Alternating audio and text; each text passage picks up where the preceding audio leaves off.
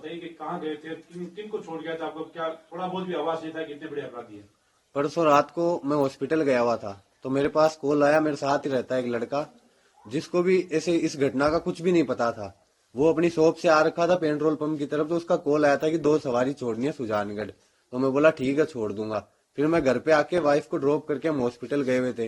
Drop करके फिर वापस गया था, तो वहां से वो पीछे वाली सीट पे बैठ गए थे दोनों।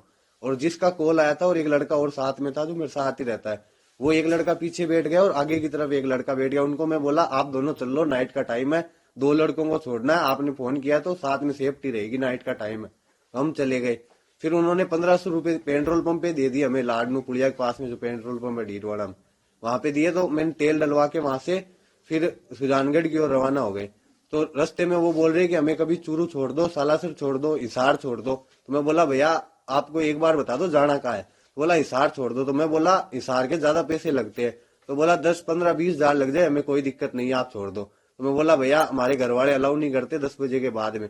तो उनको फिर वो बोले ठीक है सुजानगढ़ की तरफ चलो, वहां से कोई साधन देखते हैं। मैं बोला भैया आप ट्रेन में चले जाओ। तो बोला हम ट्रेन में नहीं जाएंगे, हम आराम से जाएंगे बस में या टैक्सी में। तो फिर उनको एक बस दिख गई सुजानगढ़ बस स्टैंड पे, दिल्ली नोखा लिखा हुआ था उस पे।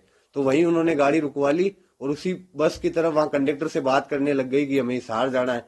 तो उनको वो बोला कि हिसार तो नहीं जाएंगे। तो फिर वो धारवाड़ा की ऐसी कुछ बात करने लग गए।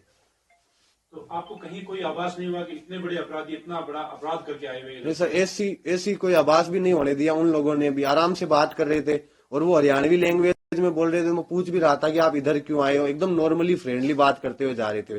फिर थोड़ी देर बात की, फिर वो चुपचाप बैठ गए। तो फिर हम भी नॉर्मल होके फिर गाड़ी चलाने लग गए। और जैसे ही मतलब लाडनू के पास आने लगे तो बार बार में बोल रहे थे कभी सालासर, कभी सुजानगढ़, कभी हिसार, कभी चूरू, ऐसे बोल रहे थे। तो फिर हमने वहीं सुजानगढ़ में ड्रॉप कर दिया था उनको। आपको कब पता चला कि वो इतने बड़े अपराधी थे? सर जब दूसरे मैं रात को आया था, लेट आ गया, 11:30 हो गए थे आते आते। तो दूसरे दिन जब मैं उठा था तो हमारे शॉप पे कोई नहीं गया था। तो मैं बोला गए क्यों नहीं। तो बोला आज मार्केट बंद है, किसी का हत्याकांड हुआ है वहां पे। तो मैंने न्यूज देखी थी, वीडियो देखे थे स्टेटस पे। तो स्टेटस को जैसे जूम किया ना, तो मुझे लगा कि ये तो रात वाले लड़के हैं जिनको ड्रॉप किया था। तो फिर मैंने अपने घर पे बताई थी सारी घटना की ऐसा हुआ था और इनको मैं ड्रॉप करके आया था। फिर घर वालों ने मुझे, कजन अंकल है उनके पास में भेजा था, तो वहां कोई नहीं था। फिर मैंने शाम के टाइम 6-7 बजे करीब अंकल को कॉल लगाया, मैं ऐसी बात है क्या करूं।